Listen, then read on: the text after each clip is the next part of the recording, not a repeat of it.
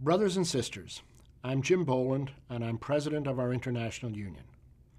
Because there's so much at stake in this election, I wanted to take the next few minutes to share my thoughts with you about the issues facing our union and our country. The International Executive Board and I know all too well that few Americans have felt the impact and aftershock of this recession more than you, the members of our union. And while we're encouraged by the nation's ongoing economic recovery, it's still fragile. We are at a critical crossroads. The man who occupies this house, the White House, for the next 4 years will directly affect you and your families. Will we move forward toward a stronger economy that works for all Americans with expanded union market share and more job opportunities, or will we move backward by returning to the failed policies that caused the crash of 2008? I believe the choice is clear. To move forward, we must re-elect President Barack Obama and Vice President Joe Biden. President Obama kept our economy from going over a cliff. He created and saved millions of jobs with the American Recovery Act and has a detailed plan to do much more to rebuild our infrastructure. He reformed Wall Street, he saved the auto industry, and he brought back manufacturing jobs. He cut taxes for the middle class, but he expects the wealthiest to pay their fair share. Because of his leadership, millions of deserving veterans have greater access to improved benefits, and students can still afford to attend college.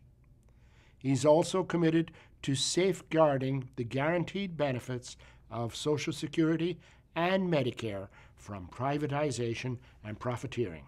And when it comes to our number one concern, jobs for our members, President Obama and Vice President Biden strongly support project labor agreements, prevailing wage protections, and holding contractors who cheat on wages and taxes accountable.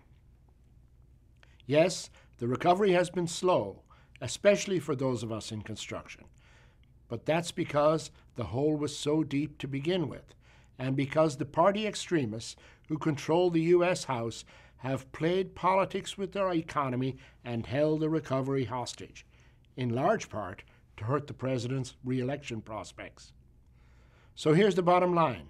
President Obama stands with us, while Mitt Romney and his friends in Washington and Wall Street stand squarely against us. Mitt Romney has pledged to do away with PLAs, repeal the federal prevailing wage law, and enact a national right-to-work-for-less law. Romney will let Wall Street trade risky securities to fatten CEO bonuses and slash investments in working families like yours. He'll even cut his own taxes in half while raising taxes on the middle class. At Bain Capital, Romney pocketed millions of dollars while firing workers, sending jobs overseas, and running U.S. companies into the ground. And you can be sure he will bring the same skill set to the White House that he learned at Bain. The last thing we need is a president of, by, and for the 1%, who has already dismissed nearly half of the electorate as victims, unwilling to take responsibility for their own lives. I ask you to please join me in standing with the candidate who stands with working Americans.